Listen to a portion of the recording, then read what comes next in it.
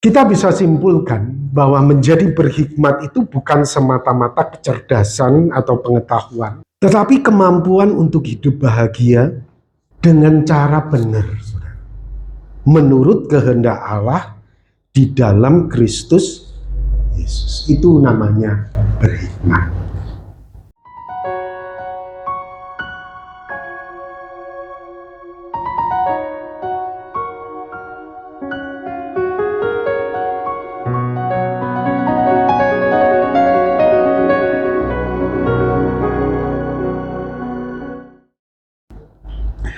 Amsal pasal 1 ayat yang ke-7. Takut akan Tuhan adalah permulaan pengetahuan, tetapi orang bodoh menghina hikmat dan didikan. Amin. Bapak Ibu Saudara yang dikasihi oleh Tuhan, beberapa hari yang lalu kita membaca berita, saya baca berita. Berita ini cukup membuat heboh tentunya. Beritanya seperti ini, saudara. Penampakan penggeledahan rumah Zarof Sikar ada 920 miliar, saudara. Dan juga emas 51 kilogram. Saudara, ini karena kasus dari Ronald Tanur. Ada dugaan begitu bahwa terjadi gratifikasi ya, atau hal yang tidak betul begitu. Dan akhirnya KPK geledah. Dan saudara, sungguh uang yang didapat di dalamnya, dan ini pasti saudara boleh dikatakan makelar kasus. Uang didapatkan luar biasa, saudara. Saudara, ini emas 51 kilo. Ini mungkin kalau di total ya dianggap saja uang di rumah situ ada 1,5 triliun. Wow, luar biasa ya saudara ya. Ini uang yang besar. Saudara, kita jangan menghakimi ya. Karena kita sendiri kalau dalam posisi yang sama seperti Sikar ini, mungkin saja kita juga melakukan hal yang sama. Nah, kita nggak usah menghakimi, saudara. Kita nggak membahas masalah ini, saudara. Cuma yang saya mau angkat dari kisah ini adalah apakah kemampuan mengumpulkan harta 1 triliun, apakah ini disebut dengan berhikmat? Saudara punya kemampuan untuk mendatangkan berkat, mendatangkan uang yang besar. Apakah ini disebut berhikmat, saudara? Entah itu melalui cara-cara yang benar ataupun cara-cara yang tidak benar. Benar dalam arti menurut dunia ya saudara. Bukan benar menurut Tuhan. Apakah kemampuan mengumpulkan harta 1 triliun ini bisa dikatakan berhikmat, saudara? Saudara, Tuhan Yesus pernah menyebut seseorang yang dikatakan di dalam Alkitab sebagai orang yang tamak. Di situ Tuhan Yesus berkata, ada seorang kaya, tanahnya berlimpah-limpah hasilnya. Ia bertanya dalam hatinya, apakah yang harus aku perbuat? Sebab aku tidak mempunyai tempat di mana aku dapat menyimpan hasil tanahku. Lalu katanya, inilah yang akan aku perbuat. Aku akan merombak lumbung-lumbungku, dan aku akan mendirikan yang lebih besar, dan aku akan menyimpan di dalamnya segala gandum dan barang-barangku. Sesudah itu aku akan berkata kepada jiwaku, jiwaku, ada padamu banyak barang tertimbun untuk bertahun-tahun lamanya. Beristirahatlah, makanlah, minumlah, bersenang-senanglah. Tetapi firman Allah kepadanya, hai engkau orang bodoh. Pada malam ini juga jiwamu akan diambil daripadamu. Dan apa yang telah kau sediakan, untuk siapakah itu nanti?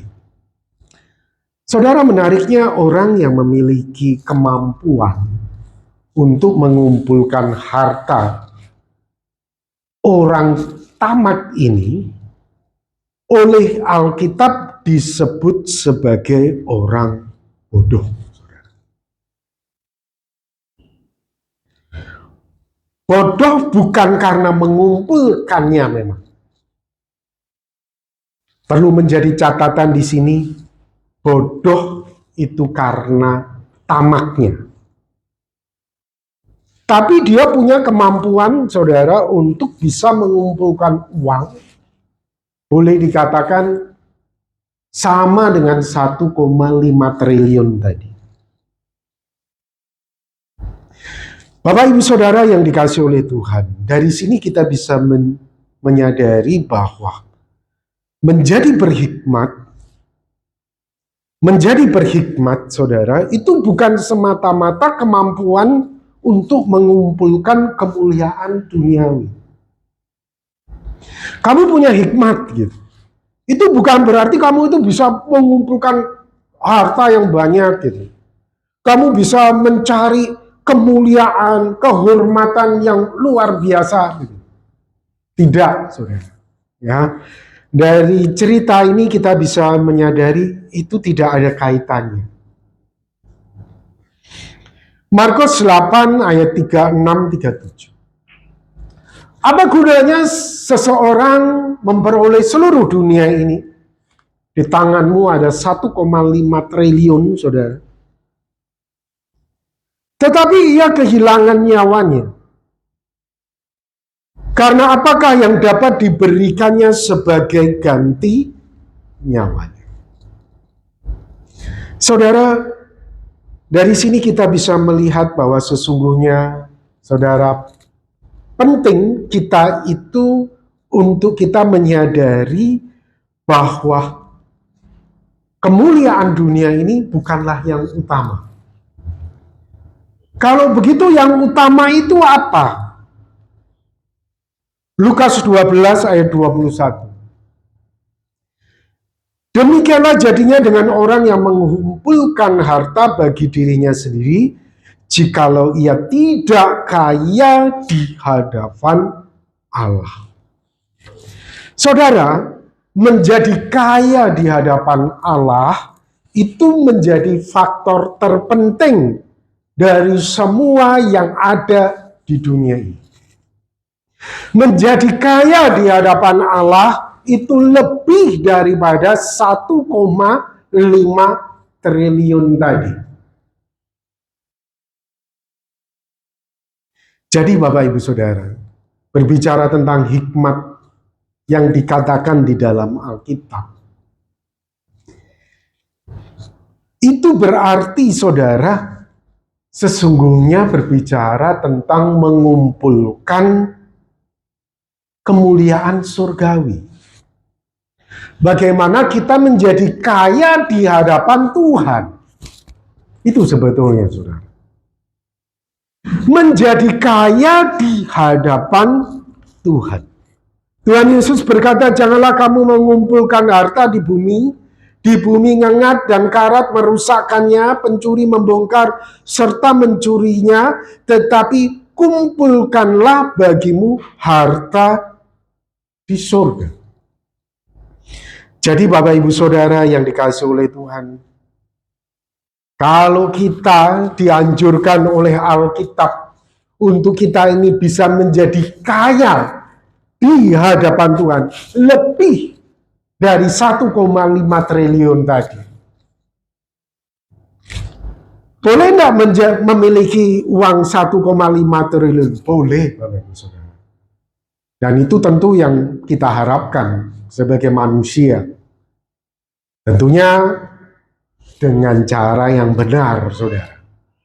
Menurut dunia dan menurut Tuhan. Nah, saudara, berbicara tentang menjadi kaya di hadapan Tuhan, tidak heran, saudara.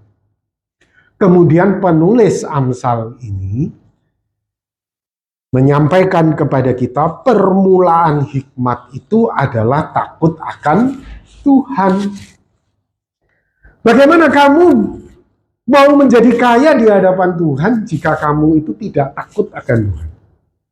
Jadi untuk kita bisa menjadi kaya di hadapan Tuhan, itu step pertama itu adalah takut akan Tuhan. Kamu takut akan Tuhan. Bapak Ibu Saudara, ini penting.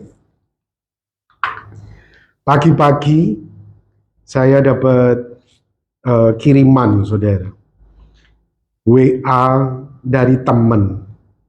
Berkatanya seperti ini, saudara. Shalom.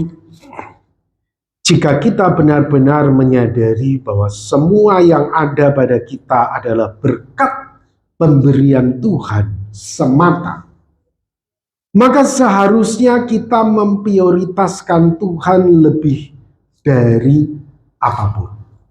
Selamat hari Minggu. Saudara, perkataannya ini simpel, ya, tapi sangat mendalam sekali. Jika engkau menyadari bahwa semua berkat itu berasal dari Tuhan, tapi kenapa banyak orang Kristen tidak memprioritaskan Tuhan? Memprioritaskan yang lainnya. Saudara, ini penting. Menjadi berhikmat, langkah yang pertama itu kita harus takut akan Tuhan.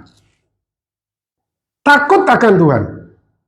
Mengenal yang Maha Kudus adalah pengertian. Saudara, berbicara tentang hikmat. Hikmat itu memang ada dua, Bapak Ibu Saudara. Hikmat surga dan hikmat dunia. Ini untuk kita perlu pahami, ya. Di dalam Yakobus pasal 3, di situ dikatakan hikmat surgawi itu murni, pendamai, peramah, penurut, belas kasih, buah yang baik, tidak memihak, tidak munafik. Sebaliknya, hikmat duniawi ini didorong oleh iri hati, egois, mementingkan dirinya sendiri, memegahkan diri, berdusta, dusta semuanya, sudah. Di rumah dusta sama pasangannya, sama anak-anaknya, sama orang tuanya. Di tempat kerja juga dusta sama rekan kerjanya, sama tetangganya, sama semuanya. Saudara, itu hikmat duniawi. Dan dia merasa dirinya pinter. Dia merasa dirinya hebat. Bisa mengumpulkan harta karena dusta ini. Saudara, itu hikmat duniawi. Itu bukan yang dikatakan oleh Alkitab. Saudara, firman Tuhan mengajarkan kepada kita, mendorong kita untuk kita bisa memiliki hikmat surgawi ini, saudara. Di mana permulaannya adalah takut akan Tuhan tadi. Bukan hikmat duniawi ini yang dusta gitu ya. Semuanya dusta gitu, bukan, saudara. Tapi Tuhan itu ingin kita itu punya hikmat-hikmat surgawi. Penulis Amsal seringkali mendorong kita untuk kita memiliki hikmat surgawi. Jangan meninggalkan hikmat itu. Kalau kita memiliki hikmat surgawi, saudara, ini yang dikatakan oleh penulis Amsal. Janganlah meninggalkan hikmat itu, maka engkau akan dipeliharanya. Kasih dia, maka engkau akan dijaganya.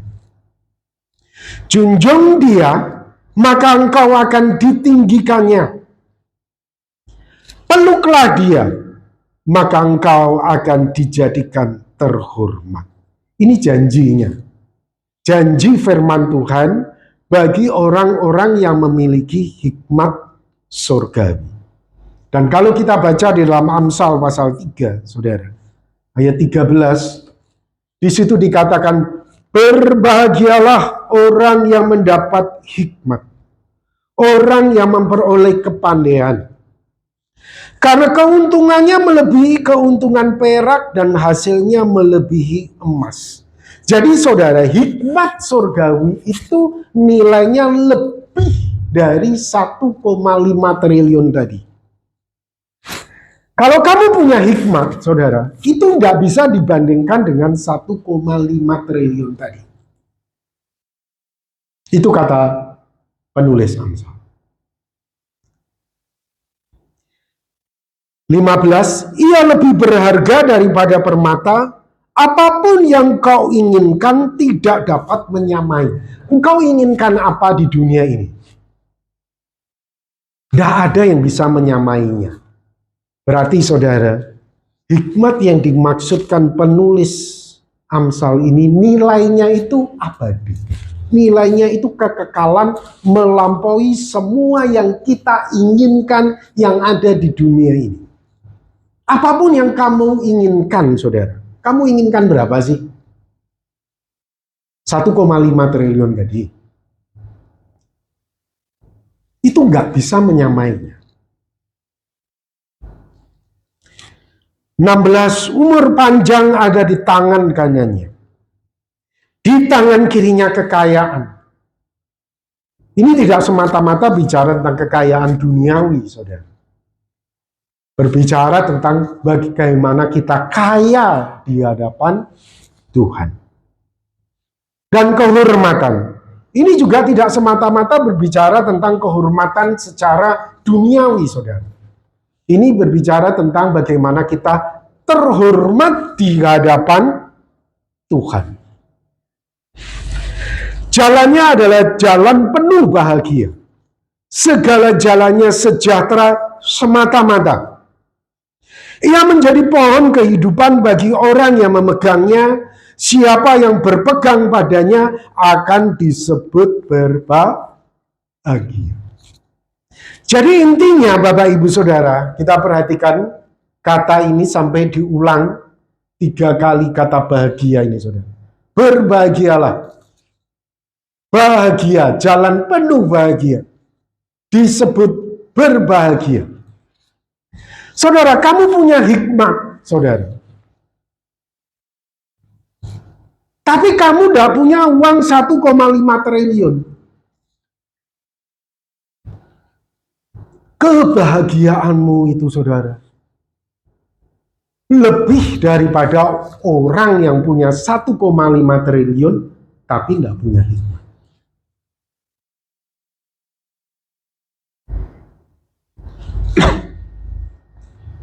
Jadi saudara, kebahagiaan itu, hikmat itu tidak bisa dibandingkan dengan apapun yang ada di dunia ini.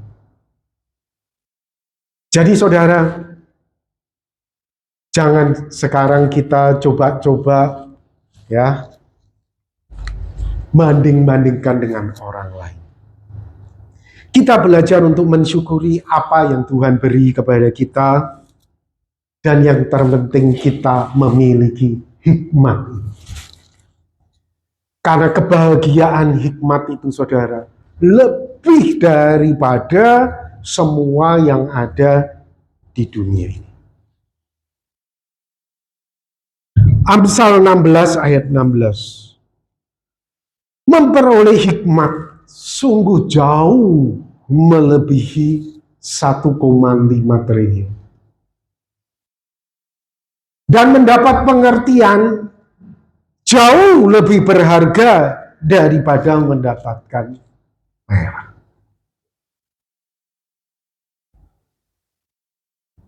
Engkau punya 1 triliun, saudara. Tapi engkau tidak punya hikmat. Hidupmu itu kering. Di dalam Pengkhotbah 6 ayat 1 sampai 2. Ada suatu kemalangan yang telah kulihat di bawah matahari, yang sangat menekan manusia. Orang yang dikaruniai Allah 1,5 triliun, harta benda dan kemuliaan, jabatan yang luar biasa, yang kita aja nggak bisa miliki, saudara. Orang-orang biasa. Sehingga ia tak kekurangan suatu pun yang diinginkan. Apa sih yang nggak diinginkan? Yang dia nggak dapat? Mobil Lamborghini dia dapat. Mau makan nanti malam di Jepang juga dapat. Besok ganti lagi, paginya di Rusia makan pagi, dia dapat. Apapun. Tetapi orang itu tidak dikaruniai kuasa oleh Allah untuk menikmati. Makan pagi di Rusia, makan steak ayam ala saus Meksiko atau apa, saudara, kalau nggak ada damai sukacita, makannya gimana? Nggak bisa nikmati, saudara. Saudara, kalau di medsos itu memang bagus ya, naik apa tuh, jet pribadi, ya. Terus kayak ada champagne-nya, gitu ya. Terus ada apa? Rokok yang itu apa? Tembakau. Keren ya, saudara. Kata Ari Lasso, saudara. Ari Lasso itu dulu kan jurinya Indonesia Idol. Sering ngomong gini. Tampak bahagia, tampak bahagia. Cuma tampak bahagianya doang, saudara. Tapi kalau ditanyai, bener-bener enggak itu? Tembakau itu benar-benar dia bisa hisap. Sementara orang-orang yang sederhana, saudara, saya katakan orang-orang yang sederhana, biasa-biasa. Tapi saudara, kalau ada rasa takut akan Tuhan, saudara, itu lain, saudara. Ini yang dikatakan oleh Alkitab. Sehingga ia tak kekurangan suatu apapun yang diinginkan, tetapi orang itu tidak dikaruniai kuasa oleh Allah untuk menikmatinya, melainkan orang lain yang menikmatinya. Inilah kesia-siaan dan penderitaan yang pahit. Saudara, saya kadang-kadang pikir ya, kenapa ya Tuhan itu kasih mereka itu harta itu melimpah, bisa banyak. Kadang saudara, mereka itu kalau tidak disertai dengan hikmatnya, mereka itu, saya perhatikan bos-bos gede itu sebetulnya hanya seperti sapi perah. Mereka bisa dari sepanjang hari kerja di depan komputernya, di depan pembukuannya, memang untungnya itu besar, saudara. Tapi tujuan Tuhan itu sebetulnya apa sih? Kasih makan ribuan karyawannya tadi. Sementara dia itu hitung-hitungan terus. Saudara, dia tidak bisa menikmati. Justru yang menikmati apa? Karyawannya, saudara. Rumahnya yang mewah, vilanya yang megah. Kadang mereka justru, saya perhatikan ya, orang-orang tertentu ini tidak betul-betul bisa menikmati harta yang Tuhan percayakan. Seolah-olah, maaf saya katakan, Tuhan izinkan mereka itu jadi sapi perah, mikir otaknya supaya bisnisnya ini jalan, dapat untung yang besar, supaya kasih makan ribuan jutaan karyawannya dia, supaya dia itu bisa memberikan kenikmatan kepada karyawannya, tiap tahun kasih bonus, sementara dia sendiri itu ya saudara, udah kerja keras seperti itu. Ada tipe orang yang begini, saudara. Tentunya kita nggak mau ya. Tentunya kita mau bahwa Tuhan memberikan kepada kita kekayaan, harta benda, kemuliaan. Tuhan juga memberikan kepada kita hikmat, kuasa untuk kita bisa bahagia. Sekarang saudara, menjadi pertanyaan bagaimana kita memiliki hikmat surgawi itu. Tadi kita sudah tahu ya saudara, kita harus awali dengan takut akan Tuhan. Kamu punya uang 1,5 triliun, yang kamu butuhkan itu takut akan Tuhan.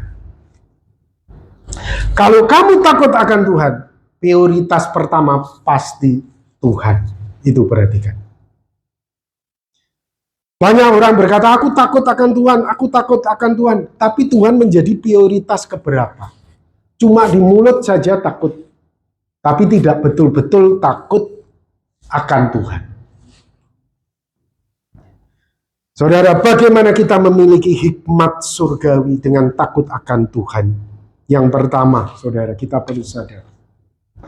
Amsal 8 ayat 13. Penulis Amsal ini mengajarkan kepada kita bagaimana kita itu bahagia. Benci kejahatan. Benci kesombongan. Congkak. Tingkah laku yang jahat, mulut penuh tipu muslihat. Benci, saudara.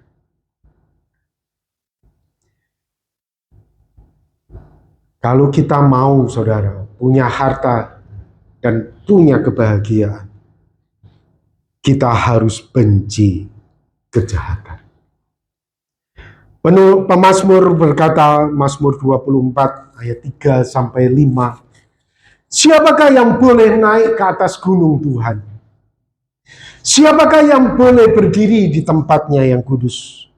Orang yang bersih tangannya, murni hatinya, yang tidak menyerahkan diri kepada penipuan dan yang tidak bersumpah palsu.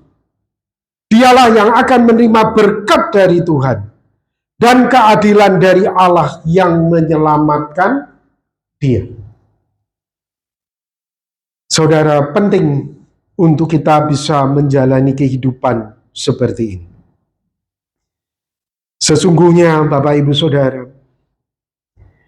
siapakah hikmat itu? Siapakah sesungguhnya hikmat itu yang kita perlukan itu? Lalu kita baca di dalam 1 Korintus 1 ayat 24. Kristus itulah kekuatan Allah dan hikmat Allah yang kita butuhkan, Bapak Ibu Saudara. Ketika kita menjauhi kejahatan, benci kepada kejahatan, sesungguhnya kita sedang menyambut Kristus itu untuk menjadi Tuhan dan Raja di dalam hidup kita secara pribadi. Banyak orang menyebut dirinya orang Kristen dan berkata Yesus Tuhan. Tetapi sebetulnya Tuhannya bukan Yesus. Tuhannya itu keinginan mata, keangkuhan hidup, keinginan daging, itu Tuhannya. Sehingga mulutnya itu dusta, bohong, tipu muslihat. Bukan itu orang Kristen, Bapak Ibu Saudara. Ketika kita menjadikan Kristus yang adalah hikmat Allah sebagai Tuhan, Kristus itu memerintah kepada kita. Apa yang dilakukan Kristus itu juga yang kita lakukan. Apa yang dikatakan Kristus itu juga yang kita katakan. Kristus itulah sesungguhnya yang kita butuhkan di dalam hidup ini, saudara. Untuk kita ini bisa bahagia. Di mana kita menjauhi kejahatan, disitulah Kristus menjadi Tuhan dan Raja dalam hidup kita. Ketika kita berhadapan dengan masalah, kesulitan, kita butuh Kristus. Yakobus 1 ayat yang kelima, saudara. Tetapi apabila di antara kamu ada yang kekurangan hikmat, hendaklah ia memintanya kepada Allah, yang memberikan kepada semua orang dengan murah hati dan dengan tidak membangkit-bangkit, maka hal itu akan diberikan kepadanya. Saudara, memang terkadang kita ini berhadapan dengan hidup ini tidak gampang. Berhadapan dengan dunia ini tidaklah mudah. Ada seorang ibu, dia memiliki minimarket, ya Bapak Ibu Saudara. Nah, minimarketnya ini banyak peralatan di situ. Nah, seringkali kalau pelanggan datang, Saudara, ada anak kecil suka pegang-pegang alat-alat itu, mengubah-ubah. Nah, kemudian pemiliknya ini menegur anak ini, kecil ini. "Dek, jangan lakukan itu." Setelah itu ibunya berkata, pelanggannya ini, "Yuk, cepat-cepat, cepat-cepat." Nah, pemiliknya sadar, Saudara. Wah, aku nyinggung ini. Tapi di satu sisi, dia tidak mau alat-alat di minimarketnya ini rusak karena anak ini. Tapi dia telah nyinggung orang tuanya ini. Orang tuanya nanti nggak datang lagi. Wah, dia kehilangan pelanggan. Singkat cerita, Saudara, dia berdoa, "Tuhan, apa yang saya harus lakukan?" Saudara, inilah yang disebut dengan hikmat. Satu hari, ada anak kecil lagi datang, Saudara, bersama dengan orang tuanya. Tuhan kasih hikmat, jangan ditegur. Kasih permen sugus saja anak itu. Kan anak itu diam. Nah, itu yang disebut dengan hikmat, Saudara. Kalau tegur, kita nyinggung pelanggan, tapi kita kasih permen sugus, anaknya diam, tidak pegang apa-apa. Pelanggannya tidak tersinggung, peralatan kita tidak rusak. Saudara, itulah hikmat. Hikmat yang kita bawa sampai keabadian. Ya, mau berbagi salah satunya. Tidak hitung-hitungan. Ya, tidak apa-apalah rugi sedikit permen ini dikasih. Kan ada tipe-tipe orang tidak mau rugi, sedikit pun tidak mau rugi. Ya, kelihatan tidak mau berbagi itu, Saudara. Kelihatan tidak ada memberi. Nah, yang di dalam hati ibu ini yang dilakukan, dengan lakukan itu dia menunjukkan hatinya ini suka memberi. Sifat seperti ini yang dibawa sampai kepada keabadian. Jadi Bapak Ibu Saudara, secara praktis ya, kita bisa simpulkan bahwa menjadi berhikmat itu bukan semata-mata kecerdasan atau pengetahuan, tetapi kemampuan untuk hidup bahagia dengan cara benar, Saudara, menurut kehendak Allah di dalam Kristus Yesus. Itu namanya berhikmat. Jadi kamu itu bahagia dengan hidup kamu, dengan cara yang benar menurut kehendak Allah di dalam Kristus Yesus. Kamu itu bahagia. Dan kebahagiaanmu itu tidak bisa dibeli dengan 1,5 triliun tadi. Perhatikan, kalau kebahagiaanmu masih bisa dibeli dengan 1,5 triliun, berarti kamu belum punya hikmat, Saudara. Artinya, Saudara, jika kamu ada pada posisi Zarot tadi dan kamu melakukan hal yang sama, berarti kamu belum punya hikmat.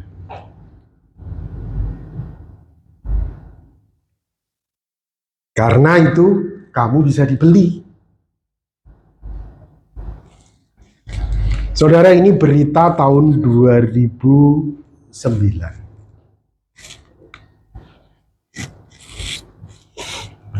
Mantan Presiden Korea Roh Moo-hyun tewas bunuh diri. Waktu saya dengar berita ini, Saudara, saya heran ya, apa sih kurangnya presiden ini? Jadi dia itu bunuh diri di bukit di dekat vilanya. Jadi dia keluar dari vilanya, dia jalan ke bukit, saudara. Kemudian dia menjatuhkan diri dari tebing. Uang dia punya, ini orangnya, saudara. Uang dia punya, jabatan dia punya, kehormatan dia punya. Apa yang dia tidak punya? Bahagia. Apa yang dia tidak punya? Hikmat.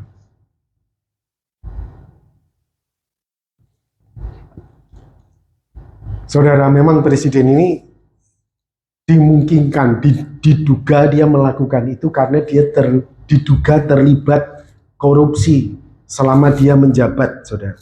Dari tahun 2004 sampai 2003 sampai 2008. Dia tidak tahan, saudara. Bandingkan dengan ini, saudara. Apa sih yang dipunyai murid-murid Yesus ini? Apa yang dipunyai mereka ini, saudara? Mereka bukan kaisar, mereka bukan presiden, mereka bukan, ya setidaknya gubernur. Tapi mereka ini orang yang kaya di hadapan Allah. Mereka bisa menikmati makan tahu tempe, ayam goreng, yang cuma simple kayak gitu. Karena hikmat. Dan saudara, yang mereka punya ini tidak bisa dibeli dengan 1,5 triliun. Kalau mereka duduk pada posisi yang sama yang dimiliki oleh Zaron, saya yakin mereka tidak melakukan yang Zaron lakukan. Karena kebahagiaan mereka ini tidak bisa dibeli, tidak bisa dibandingkan dengan apa yang ada di dunia ini. Saya akan ulangi lagi, Bapak Ibu Saudara, sebagai penutup perkataan teman saya tadi pagi. Shalom. Jika kita benar-benar menyadari bahwa semua yang ada pada kita adalah berkat pemberian Tuhan semata, maka seharusnya lah kita memprioritaskan Tuhan lebih dari apapun. Amin. Mari kita akan berdoa bersama-sama.